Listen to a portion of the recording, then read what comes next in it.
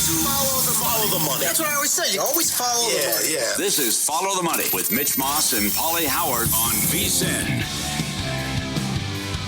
Here we go. Welcome in. It is Follow the Money on VSiN, the Sports Betting Network. Mitch Moss along with Pauly Howard. We are live in downtown Vegas from the Circa Resort and Casino. 3-hour banger lined up today. Nick Whalen, Tim Benz, Warren Sharp, the guest today. Tons of reaction to what we watched yesterday. New numbers in the National Football League, updated division, yes/no playoff odds, conferences, awards markets to get into. We'll spend a lot of time talking about the numbers that we have for Week 16. And Pauly, when this season is all said and done in a couple of months and the story is written, it's going to be like a WTF masterpiece. It feels like it's been just a completely wonky season, almost full season to date. And yesterday was like the icing on the cake with two injuries like that. One of the best defensive players in the league with Micah Parsons going down to the torn ACL. And then you have the king, basically Mahomes, ending his season, and who knows what their future looks like beyond this season as well. Mm-hmm. Yep. And it sucks. I hate it. I hate all these injuries in the league. Well, that was the story of the season. They're driving, and he throws the costly interception, and they lost 7 times this year as a favorite. They were minus $4 before the season to make the playoffs. And just all the injuries, bad turnovers. You thought they were, as I called you after the Washington game, Mike Tirico got me good, which he got the line from several people in the organization that when they we were getting hot and beat Detroit and Washington, the line was, we feel a lot better about this team right now than we did last year when we were 15-2 in the 1 seed. And then it just loss after loss after loss, and they were taking money every week. And then we'll see if he's back for the start of the season. You're right, but the 10-year streak comes to an end. Now it's Minshew, and certainly you're right about a wild season where the hottest teams, the Broncos, Jacksonville, and Houston was a long shot to make the playoffs a month ago. They're on fire, and you've said it many times, and I can't kill you, that you don't trust Lawrence, and I don't trust Lawrence, and he's playing great football. And good Bo or bad Bo? And good Bo showed up, and he was fantastic, and they're looking at the 1 seed. How about that? The same day, Trevor Lawrence and Bo Nix probably played their best 2 games as pros. Yes. Tip my cap to them, man. I'm not a fan at all of Trevor Lawrence, but he was great yesterday. And Bo Nix, look, I don't want to completely just sit here and tell you the guy can't play. It's only 2 years we're talking about in the league. But that was something special yesterday. And that game was really, really good until it turned into just an absolute cluster, for Green Bay with all those injuries spearheaded there by Micah Parsons going down. And, as a result here with Mahomes going down now as well, I don't want to overreact, Pauly. It feels a little bit like Durant with the Achilles against the Raptors in the NBA Finals. Like you knew that was probably the beginning of the end for the Warriors dynasty. Yeah. I don't want to, that's fair. Because who knows, is he going to come back next year around this time? Like when does he make his appearance next year? Halloween? Yeah. Week 1? Well, the offensive line had all their issues, but they shouldn't struggle like this offensively. They have too many talented players. They've done a great job drafting guys. Yeah, and we know it's a war of attrition, but you don't want to see it decided this way. And Green Bay now, they could lose out. They could miss the playoffs. You take your best defensive player, one of the best players in the league, and then the Kraft injury. Watson gets hurt. Tom, Jenkins. Yeah, I know. Williams, I could go on and on. Won't end. Dobbs has been in and out of the lineup. What's happened to Reed? Killer. What's going on? And just when Love was playing great ball and they had the 9-point lead, it's like, let's throw against the reigning defensive player of the year. What could go wrong? Interception. Yep. And then Watson's hurt and has to go to the hospital. Yeah, no good. He made some very questionable throws yesterday. Again, taking it up a notch here against that defense. And here is what I said before the show. The icing on the cake, I think, for Green Bay. Again, who knows when Parsons is going to come back? And what's he like when he comes back playing that position? He's irreplaceable as the edge guy there. They gave up 2 first-round picks. They don't have first-round picks moving forward. Yep. That's just, it's a double whammy. You're right. To the Packers. This was big. Oh, but also Mahomes had been hit. This is Bill Barnwell, great breakdown today, ESPN.com. 153 times this year. Only one quarterback topped that, Justin Herbert. There's a common denominator there. Both offensive lines have been compromised. And so that was also a career high through 14 games. And you go back the prior 6 seasons, not including last year because he was hit a lot as well. The prior 6 seasons, Mahomes, as a starter, took an average of 117.6 hits in his first 14 games each year. He blew by that number the last 2 years. Now, is that the reason why I caught up with him? Who knows? But he was also scrambling more this year. So maybe that, taking off a little bit more, those hits, and it wore on him, and then popped yesterday. No rushing attack, and no one can get open. Yeah, right. I mean, it really held the ball a long time yesterday.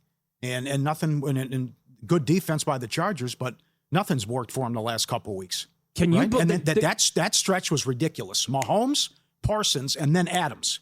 And we got the showdown Thursday, and I don't think there's any chance he can play. Probably not. With the hammy. And he might miss a couple games. So it was a rough 5-10 minutes, whatever it was. Yeah, you're not kidding.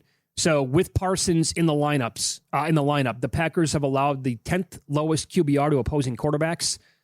Across 109 dropbacks without him this season, the Packers fell to 22nd in the same metric. So he is absolutely going to be missed. That's a small sample size. I get that. But when you go from 10th overall to 22nd in a metric like that, that's obviously a big deal. And yeah, to your point, are they going to, well, I don't think they're going to lose out. I think they're going to get in the playoffs. But now they go from a true Super Bowl contender to, well, are they going to win one game? It's going to be completely dependent upon who their opponent's going to be in the first round. Yeah, they can still do it. They have a ton of guys and a ton of talent. And you saw what Jacobs did. He was phenomenal yesterday. I mean, who scores like that on Denver going up and down the field? They did a bad job defensively, but this is the life in the NFC. They're $1.05 to win the division. Yet they're the 7th seed, and they could miss out entirely. Yeah. So that's a huge game Saturday, and LaFleur's owned the Bears. Green Bay has owned the Bears, and then you got that tough game against Baltimore too. But it's just I got news for you. You're right. The 7th seed can do it. Whatever happens Thursday, Seattle might win Thursday. I got serious doubts about this team. Oh, you have to. Because if I contain JSN, then what? You can't run the ball. You got a turnover-prone quarterback. Kupp can't move. And they're not, I like Shaheed, but they're not getting involved enough. Yeah, great defense, obviously, and special teams. We saw it again yesterday with Myers. Hello. 6 from way downtown. Bang. Good to go. By the way, he's another guy, right, to watch every week. Yeah, he's on an 8-1 overrun. Yeah. He's not Fairbairn 24-3, but this all comes down to on third. By the way, I'll call my shot right now. Packers are not winning at Minnesota week 18.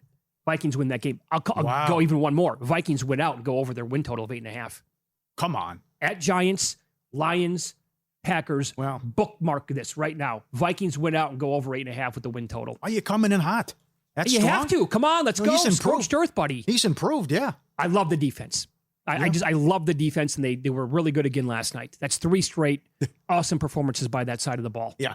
There could be some vicious win total beats here, by the way. In terms of Thursday night, yeah, you're not kidding. In terms of Thursday night, this comes down to, well, look, I'm going to bet, I'm speaking now, I'll make a case for both sides. I'm going to bet the Rams because clearly I trust their quarterback more. And if you're betting the Seahawks, you have to have a lot of faith in that guy outplaying Matthew Stafford and the entire team. Like you're going to say, okay, that was a fluke what happened the first time around. And I think what Darnold did the first meeting will not happen again. And I think what happened to Stafford the first meeting will happen one more time. Like that's kind of a reach to me. Stafford was not great. He threw for 130 yards against this defense. Right. And yeah, down a key weapon. But I know, I see you and I raise you. Sam Darnold in a big game facing pressure and heat and all the turnovers. And this is what he's done throughout his career. Well, look at the way this is going to be a big rig showdown here with Puka Nacua and JSN. Yes. Right? The same game parlays that might be popping like it's hot in that contest. That's right. And I love it. You know where it's going. Good luck. Oh, yeah. You still can't stop it. Mm-hmm. And he was on fire, both guys, and what Stafford did. Most passing and Puka most receiving, where Adams goes down and he's still making it rain out there all over the Lions. How about that? That has to be the game of the year, is it not? The 1 seed is on the line. Mm-hmm. By the way, good observation earlier today from Jonathan Von Tobel on Money Moves. Say what you want about Sammy D. This is the 2nd consecutive year he's playing for all the marbles late in the year. Like the 1 seed is on the line. Happened last year. Final Sunday night game of the regular season. The winner moved to 15-2 and was going to be the 1 seed in the NFC. He didn't play well. Yeah.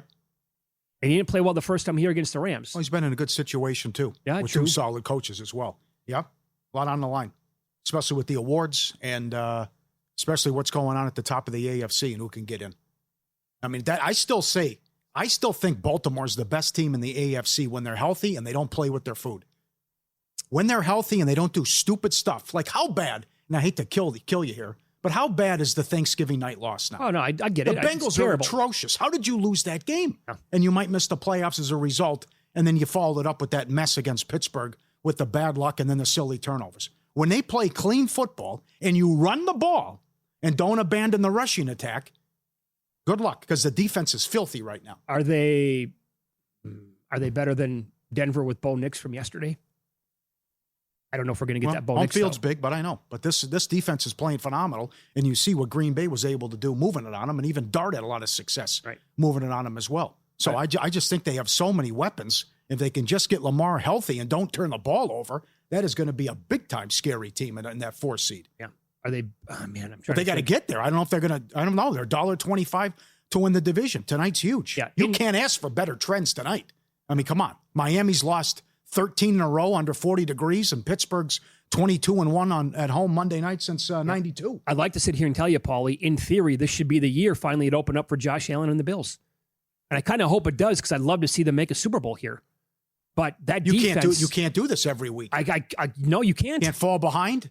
He's going to pull a miracle, pull a rabbit out of his backside, and this is just not going to happen. Put it this way, Josh Allen and James Cook have to show up and deliver every single week. Yeah, the run defense is so bad, especially if Vrabel would actually give Henderson some carries. Yeah. You see what can happen. All right, we got a playoff game Friday. Alabama and Oklahoma. Get our college football betting guide. Full previews of every first-round game, the brackets, the best bets, the bowl picks across the network. Get the guide for just $14.99. VSiN.com/subscribe. They did a great job. And the AI-powered prop tools as well. Every best bet, every host, every guest. VSiN.com/CFP. We are in mid-December, and I would say 6 out of the 8 divisions are still up for grabs.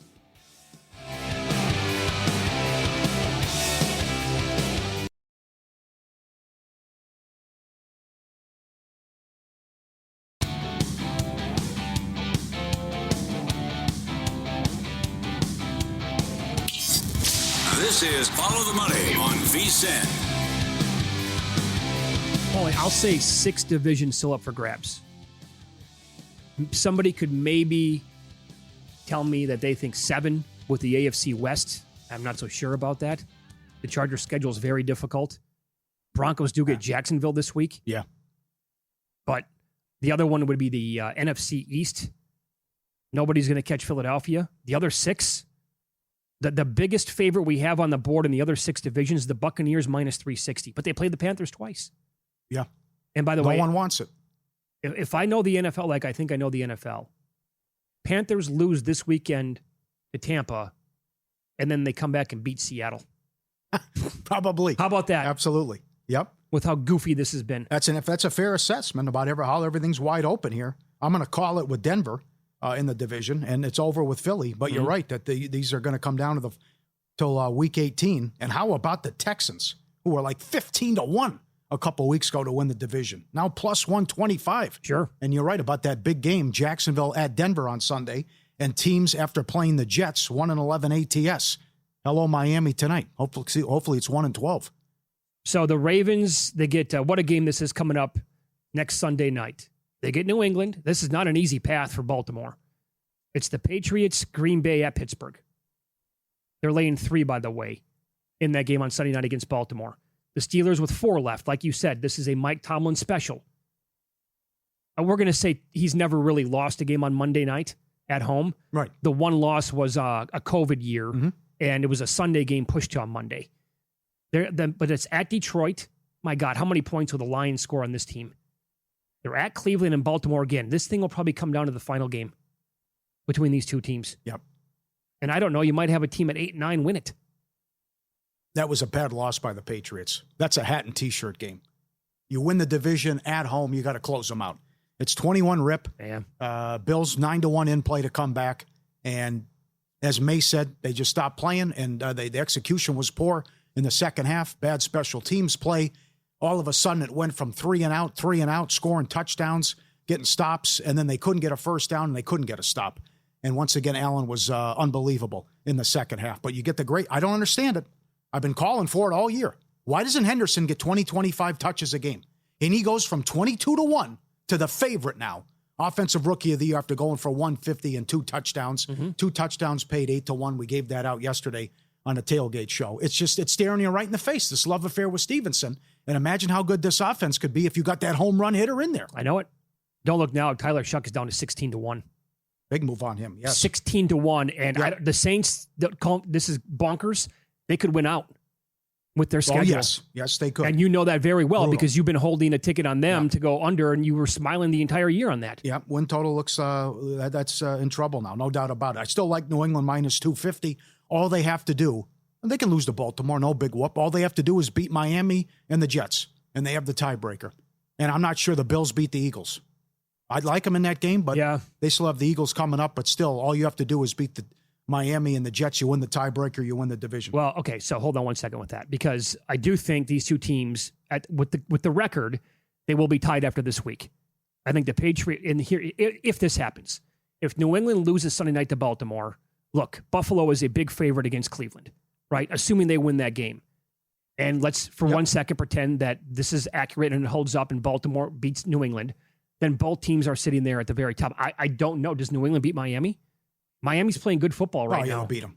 Man, it'll be 10 degrees. They pissed away the game the first time they played. Well, it was week 2. I mean, it's a different team. They lost to the Raiders week 1. But also, they'll beat them. Pauly, Miami's playing really good football lately. Miami will be out of it. And Tua under 40 degrees. Yeah, I'll take the Patriots at home in that one.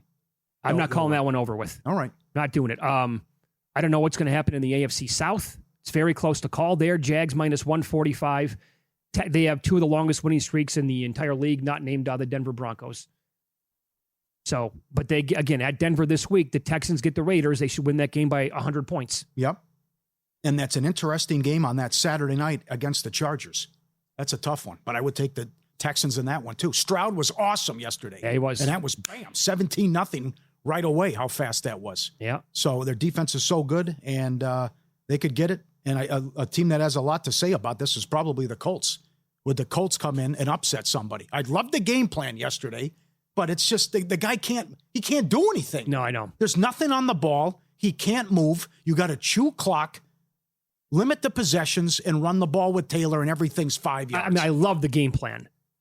Knowing what you had there at quarterback. Reminded me of Tebow with the Broncos. Okay, that's fair. Chewing clock and everything's short and run and dink and dunk. But they almost pulled it off.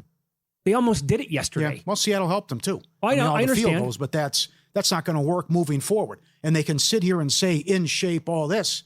I mean, you saw the guy; he's put on weight. Yeah, of course. He's 44. He's been out of the league for 5 years. Yeah. I mean, so that's the other thing. And how about Steichen already name him the announcer or the starter again?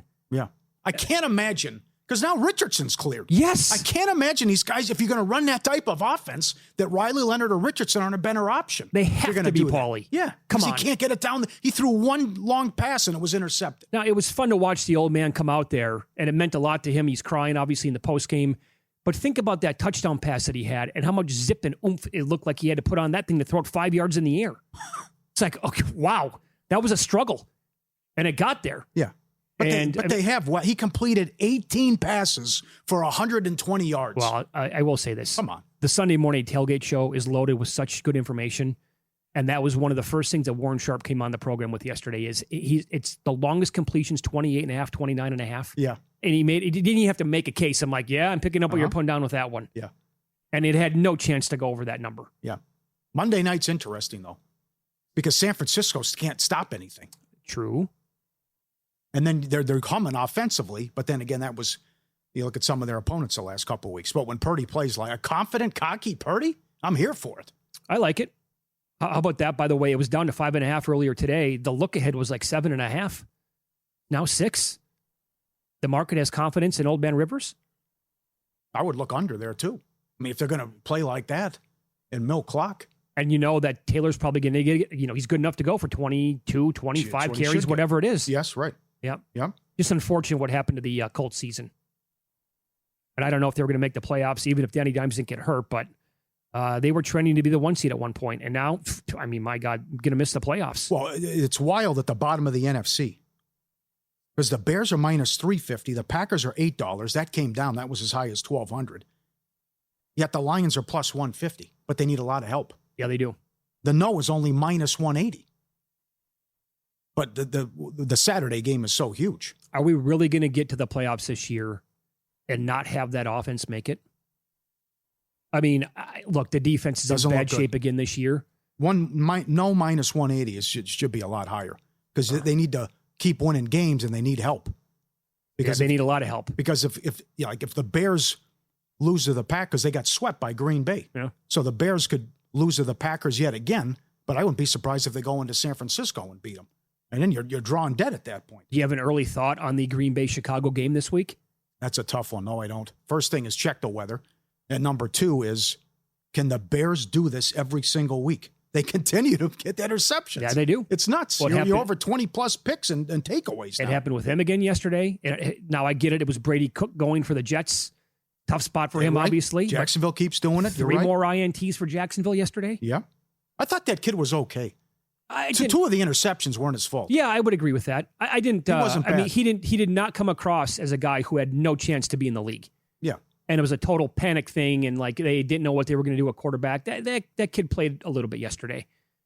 So I didn't mind that whatsoever. Also, I think and we'll expand on the awards coming up a little bit later on. The Coach of the Year market is fascinating to me.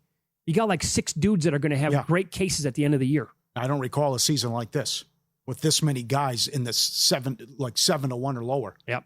Several candidates. And go back a couple years ago. Remember, Sirianni was minus $4 with a month to play. He wasn't even a finalist when it was all said and done. Yeah, good so recall there. People are bringing up Peyton's not getting any respect. All right. To me, Ben Johnson's got to have better odds. But based on blowing a 21-point lead, not realizing what he has in Henderson, and the love affair with Stevenson, how much damage has Vrabel done?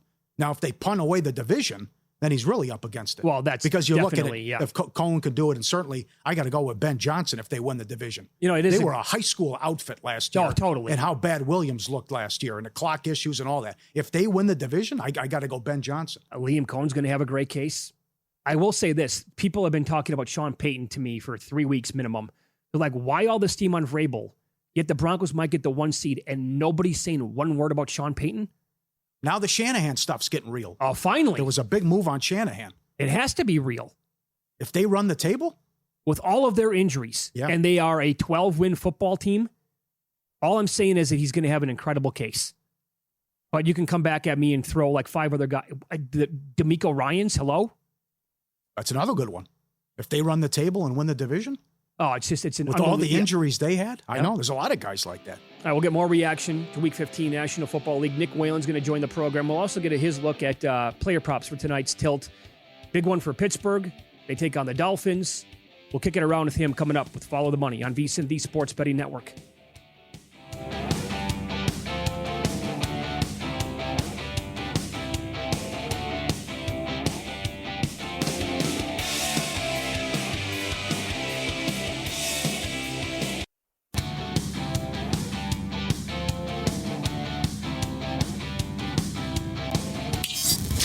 This is Follow the Money on VSiN. More reaction yesterday in the National Football League here. A look at Monday Night Football props and a couple NBA props as well as we head out to the Progressive Guest Line. Nick Whalen joins the program with RotoWire.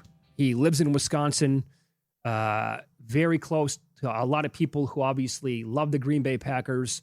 Overall, that was not just the Parsons injury, but I mean, the whole day yesterday was as bad as it gets, like in many years for this organization. And moving forward, no draft picks because of the trade with Parsons, all those injuries. How long is that going to linger? What's your level overall of concern with the team moving forward? And assuming they make the playoffs, do you think they can win a game?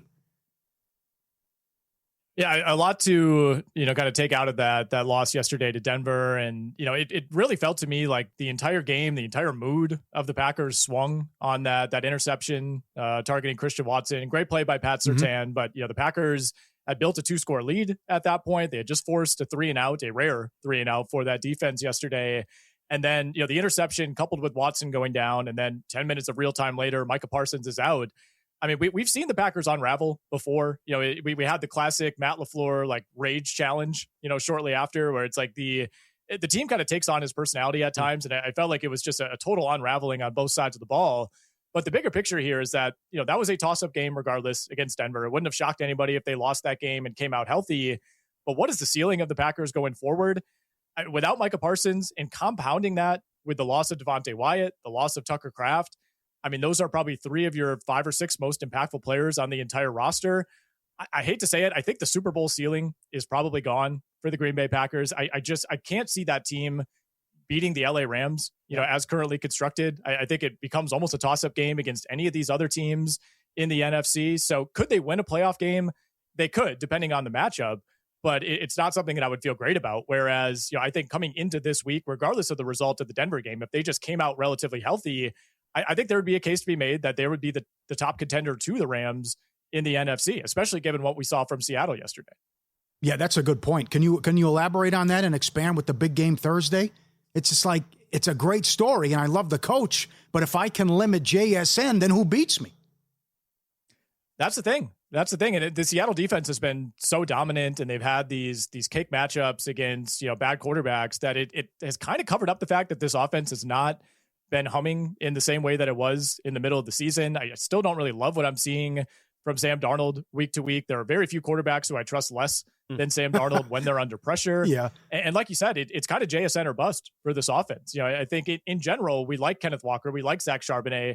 I don't think the production week to week matches up with the reputation of those two players. And I know they got Shaheed more involved this week. They got Cooper Kupp more involved. That was more so out of necessity. I don't think that was the plan coming into the game because they couldn't run on the Colts, because they were playing from behind for a good chunk of the game. They ended up throwing it with higher volume than they expected. And with Seattle, I mean, you can make the case that defense could win them any game. It almost won them the Rams game earlier this season with a bunch of turnovers. I don't know that I'm going to trust Sam Darnold going on the road against some of these defenses, specifically the Rams, that are going to be in the NFC playoffs. So I like the Seattle team, but they do still feel a piece short. The Shaheed addition, that's been great. It's impacted mostly special teams at this point, as opposed to the actual offense itself. Cooper Kupp, more of a name than a producer at this point. Right. So yep. Could I see Seattle making the NFC title game? Sure. It's going to take some dominant defensive performances, but the Rams to me are just far and away the class of the NFC right now. Okay, what do you make of tonight's game then? Obviously, it's a big one. Every game for Pittsburgh moving forward is. They could have gone without Baltimore winning yesterday, but alas, here we are. They're laying 3 minus 115 here at Circa. Total is 42.5. What have you bet so far for player props? So in terms of player props, I'm looking at Kenneth Gainwell tonight, over 23.5 receiving yards. First and foremost, Miami has given up over 7 yards per target to running backs this season. They give up the second highest catch rate to the position. So there are some advantages there for the Pittsburgh offense. Gainwell's gone over this number in 4 of his last 5, 5 of his last 6. So I've jumped on this early, and then we get the news, of course, that Jaylen Warren is now questionable due to an illness. So we're going to see that receiving yards number rise. It's only up 1 yard right now at DraftKings. I do think Warren probably plays through the illness. It's pretty rare for NFL players to miss a game due to being sick, but I think it's fair to wonder how effective he's going to be. And even when Warren is at full strength, you still see Kenneth Gainwell, getting about a 50% snap share most weeks. So the Miami run defense has started to buckle down over these last couple of weeks. And I think I don't necessarily trust Pittsburgh to move the ball down the field in chunks like they did a week ago. That is just not what this offense has been really at all this season. So looking to the running backs in the passing game. And then I'm looking at Pat Freiermuth, over 1.5 receptions. Both of these defenses, very bad against the tight end position. Freiermuth's gone over this number in 6 of his last 8. Dolphins give up about 6.5 receptions per game to tight ends. And again, the Steelers' options are just so limited right now at wide receiver. I don't expect them to hit big plays. They did just elevate Marquez Valdes-Scantling. We have to keep that in mind. I think that's kind of a white flag as far as that wide receiver room goes. And I know you're always spinning the wheel with these Pittsburgh tight ends, but they have kind of phased out Jonnu Smith of late. So be a little bit better about Freiermuth tonight. Isn't it a big Achane game? It's cold. 2 always struggles. A lot of dump offs to Achane. A couple of viewers were making the case 12-1 most receiving yards for Achane, but also what he can do on the ground tonight. I could absolutely see that. I mean, he has carried the Dolphins offense, for the last month plus when they've kind of turned things around. The question is, how much do we trust Tua? And, maybe there's a difference between Tua throwing down the field versus Tua just handing it off to Achane 22 times and dumping it off to him 7 or 8 times. I mean, I'm all for piling on Devon Achane tonight, but I worry about the trends. We've seen Tua in this spot over and over. It has never once gone well. We're looking at like 12 degrees in Pittsburgh tonight at kickoff. I'm sure you guys have gone through the numbers, but in sub 40 degree weather, let alone 12 degree weather, Tua's 0-5 straight up. He's 1-4 against the spread. They're losing those games by almost 20 points per game. He's just bad in primetime overall. He's 2-8 straight up. in his last 10 primetime games. So I worry a little bit about the overall Tua implosion. And as you guys are aware, I mean, they're not winning these games of late because of Tua Tagovailoa. I mean, he's completing like 13 passes per game. He's barely throwing for 150 yards. He's got 3 touchdowns over the last 4 games. Great breakdown. Follow the money here on VSiN, the Sports Betting Network. Our guest, Nick Whalen, he's with RotoWire, and he's on the Progressive Guest Line. We only have 5 games tonight in the NBA. It's a sneaky good card. Detroit plays Boston. Toronto gets Miami. Houston is at Denver. That is phenomenal tonight, that matchup. Definitely going to have that on a TV with Monday Night Football. What do you like in terms of player props overall in any of those 5 games? Yeah, really fun slate. You know, the non-NBA Cup slates over the last few nights in the NBA have not been great. A lot of bad team on bad team, good team versus bad team, but some really intriguing games tonight. I'm looking at Kawhi Leonard over 9.5 rebounds plus assists for the Clips tonight. They're going up against Memphis. James Harden is questionable to play in this game with a calf injury. I think the NBA is more cautious than ever when it comes to these calf injuries, so would not be surprised if we see Harden ruled out. So a little more playmaking for Kawhi Leonard. Just went up against this Memphis team 10 days ago, went well over. And Memphis now without their best rebounder in Zach Edey. So I think a pretty friendly number there on Kawhi. And then one of my other props tonight for the Detroit Pistons, this has been, one of the more reliable props you can play this season. Duncan Robinson over 2.5 made threes. He's gone over this number in 17 of 23 games on the year. Goes up against the Boston Celtics. They are allowing the most threes in the NBA over the last 5 games. Opponents taking about 45.5 3-point attempts per game. Robinson himself has taken at least 6 threes now in 14 straight, averaging about 8.5 attempts per game in that span. So looking at Kawhi and looking at Duncan Robinson in the NBA tonight. Great breakdown with all that. Follow Nick on X. He's at Whalen on Twitter or X, but it's not an L, it's a 1. And he is with RotoWire. Again, Nick, great stuff as always. Thanks so much for the time. Best of luck tonight. Thanks, guys. Appreciate it. Thank you. There you go. I saw one article, 40 degrees, under 40 degrees, regular season playoffs, Tua 1 touchdown, 12 picks. I saw that too. Yep. Oh, brutal. Prime time, cold weather, 13 losses in a row for this organization in cold weather. And Pittsburgh doesn't lose at home on Monday Night Football. I mean, these are incredible numbers tonight and trends with the game. I am with you, though. This, in theory, should be a big game for Achane. Oh, huge. The rushing attempts over and Tua passing attempts under. Okay. And then, not to mention and then the dump offs he's going to get. About the stuff at or line or behind the line of scrimmage and make it easy on Tua as well. Would you go under longest completion for Tua? I like that. That's not bad, too. Yeah. Achane is quietly having a fantastic season.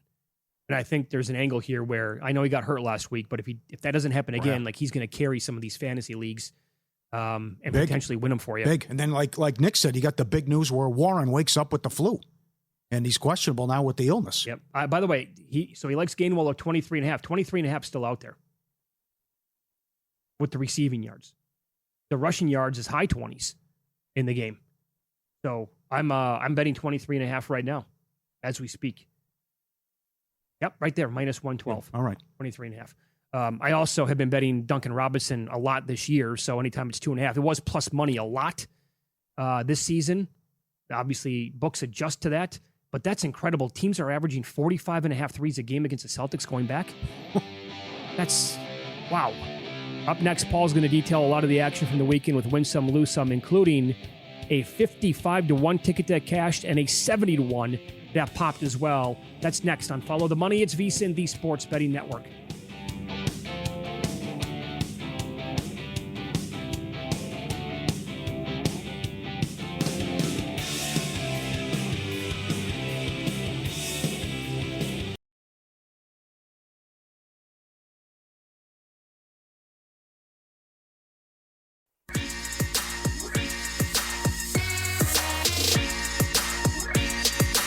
Win Some, Lose Some is sponsored by the Sharp Plays.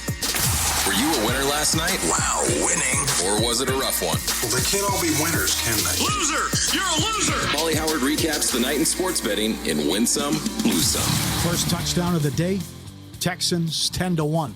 Right off the bat, and Stroud first touchdown pass at DraftKings 6-1. Highest scoring game, Lions-Rams 2-1. No surprise. Most points scored, Jacksonville 25-1. And afterwards, the Jets fired their DC Wilkes. Man, they were that high. against that bad defense. What a performance. The only guy to do that? 5 passing, and then a rushing touchdown and 50 yards rushing. And then he had 300 yards passing, too. That's another angle, by the way. Yesterday on the Tailgate Show, I ran down why Travis Etienne, 2+ touchdowns or 3+ touchdowns, good bets. He got 3. All receiving, by the way. I know. What the price was? It was not big enough. I didn't even, Really? I said there's an angle here, but I don't like it. It was plus 320 for 2+. Yep. The 3+ was like 15-1 or something like that. Now, how about this? Lowest scoring game, Ravens-Bengals, 60-1. Higher in some spots. DraftKings and Will Hill have it up every week. 8 of the last 10 had gone over. We had a total in the 50s. Team got shut out. But you got to be kidding me with that performance by Cincinnati. I know. Oh, Burrow was bad. The pick 6 again. Fewest points. Dead heat. Bengals 70-1. Raiders 4-1. You knew what happened with the Raiders, 75 yards. But the Bengals to be shut out. So imagine that. If you actually took a flyer on the Bengals at 70-1. You got to split it. You can't even.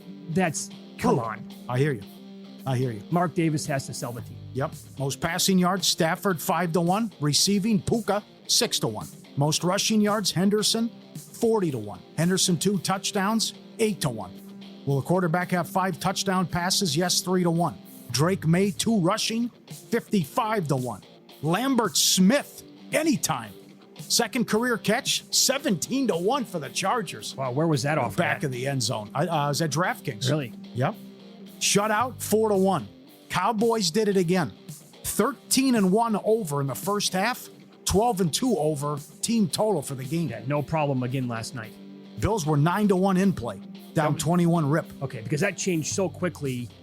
It was 21-7, I believe, and the Patriots were giving the ball back. That was already down to like below 4-1. Yeah. FCS, I don't know what this was in play. Villanova was plus 450 to beat Tarleton State in the playoffs, and they were down 14-0. And they came back to win. And Saturday night out here, the Spurs were 4-1, and they beat the Thunder. And the Thunder can't even make the Cup final. Damn. Brutal. And Colorado Avalanche, this from Jonathan Davis. Goal in the first 5 at home. This is plus money. 12-1 run. That's incredible. First 5. They hit it again the other night. Oh, it was 90 seconds. They scored 90 seconds into the game. Yeah. Subscribe, be part of the team, vsin.com. Our radio and podcast friends, you always want to see these tweets and videos. At Pauly Does Vegas on Instagram. Send them in. We'll put you on. They were asking humans the McRib count. This is when he was in Hawaii. There he is, just like Will Chamberlain. And he is one of the greatest to ever do it. As he sat down with the McRib, there's number 100. He's got the sign to prove it. Yep, put the finger up. Excellent. Wait, so hold on. Is he in Hawaii right now? No, I think it was old. The last time you went? Yeah, last time. Okay. With the ticker, the McRib ticker. Because the guy is traveling. So he was in Nashville this weekend for Andy Jeff's birthday party. Yeah, in and out. But he said he's going to be at the Hawaii Bowl whenever that is. He makes a trip to Hawaii like I go to the gas station. Yeah. Incredible. It's a 6-hour flight. He was in the Bahamas for his mom's birthday and flew from the Bahamas to go to Hawaii for a couple of days. Yeah. God bless him. Again, there's a nuclear holocaust. He would emerge under 3 pizza boxes. Yeah, well, yeah. Genuine article. Pup Cup compilation. He'd be that time of saying, year. what the hell happened? Yeah, look at this guy freaking out. The little guy, the pug. He's all nervous. I can't get my pup cup. Here it is, this guy. They just picked him up. He's tiny. Got this whole face in the cup, putting it down. He's got that. I love the husky when the husky's howling outside, trying to get his pup. Oh, he almost falling over. It's falling over eating it. Oh, that's incredible. Trying to put it down. Excellent. I'll put that up later. Thanks a lot, Luke, with the Pup Cup. Compilations are all over Instagram. Send those in. We'll always put you on. Lose some. Saints won the game, but first quarter money line, 12-2 on the season. Outscored 106-29. Panthers did it again. They've lost 12 in a row as a favorite. No one's done that in the Super Bowl era. Is that right? That's embarrassing. Got swept by the Saints. Chiefs were $4 to make the playoffs. They lost 7 times this year as a favorite. Bad for the books. All the favorites. The big chalk. Jags and over. Texans and over. Bears cover. Niners and over.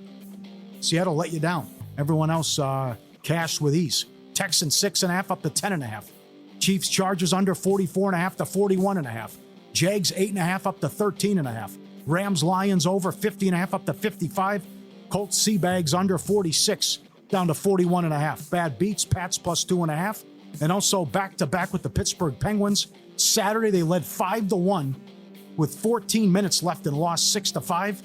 And yesterday, they led 3-0 in the third and lost 5-4 in overtime. Ridiculous. Yeah. Huge in play. For the line move, Sharp Play's already there. They don't just follow the market, they help move it. You're not going to outsmart billion-dollar books of full-time sharps on your own. With the Sharp Plays, you don't have to. Powered by advanced AI and connected to great sources across all 4 sports. They deliver the serious edge bettors rely on with the reports, alerts, and market-moving insights straight to your inbox or X feed. He sends out the Mr. Poison tweets every Sunday. And look for the first touchdown tweets before the game. They've been at it since 2011. SharpPlays.com, trusted by pros, monitored by the books. Stay ahead of the line. SharpPlays.com. Don't forget, Seattle look-ahead last week was 3.5 against the Colts. They touched 14 yesterday before the game kicked off. Closed most spots, 12.5 or 13. So my 2 biggest personal games ever with CLV have both lost against the spread. One team lost outright. The other one, yesterday, Seattle could have, should have, would have lost outright. I've had 10-plus points of CLV twice in my life. Both bets, losers. Nothing's a lock. Yeah, no doubt. Much like I had Oklahoma City, Mm-hmm. plus 225 months ago, whenever it was. And, explain why that was a good bet, I thought, and a good number. They were, minus 230 to win the cup before Saturday night? I was staring at the cash out button the entire time. They're up by 16 in the second quarter? Yeah.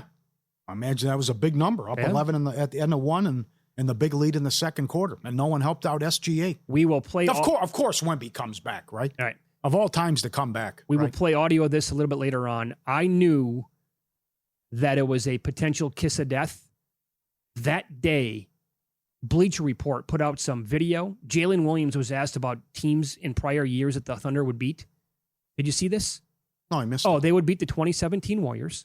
Oh, no. He ran it down? He was asked, they would beat the 1995 Bulls. They didn't say 96, 1995 Bulls. And then the guy laughed about it who was asking him, he goes, what about the 2019 Raptors?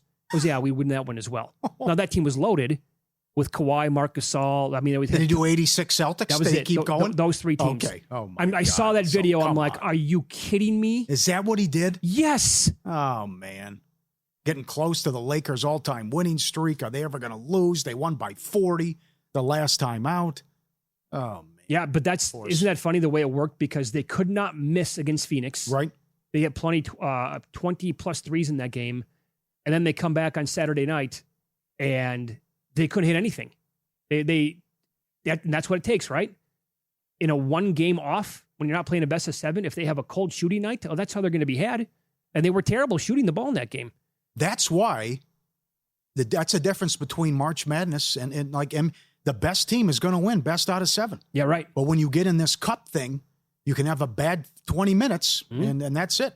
That's why the Madness, it's hard. Survive in advance, but you got to win 6 of them, and it's win or go home. And with this, same situation. So they historically one of the greatest teams ever the last year and a half, and they haven't made the one year they haven't even made the final. And the year before they lost in the final. Yep. So I mean, it's like the best team does not win a title every single year. It just doesn't happen. And I guess how would you define best team? That could be other opinion, or you go by power ratings, whatever. You get upsets all the time. So my buddy was at the game, by the way. He said, first time ever watching Wemby live. He's like, alien. Don't even know how to describe the guy. Yeah. In the lane when they're trying, they had Caruso at one point fronting him, right? And then, by the way, where's Chet? 7'1". How about you play a little heads up with him? Yeah, right. But it's like the wingspan or the arm span is so long, any possible rebound, he just has to barely get his feet off the ground and just tip it to himself. He's going to grab it every time. He played 21 minutes, scored 21 points. This is it the next 5 years, these 2 teams, right? Remember that bet that DraftKings offered before the year? I mean, you could bet the 2 teams just to make the conference finals. It was a huge number on Oklahoma City and the Spurs and Denver and the Spurs. I think OKC and San Antonio was 22-1 just to meet in the Western Conference Finals. You got it. Send it in tomorrow. Pizzeria, tip jar open tomorrow. They are playing good ball. And now getting Wemby back. Yep, here come all these young guys developing, getting good now. Make the move for Freak. That's the team. We will hit the Monday Night Football game coming up next. We'll discuss how much of an impact the TJ Watt absence will have on the defense at this point of his career on Follow the Money as VSiN, the Sports Betting Network.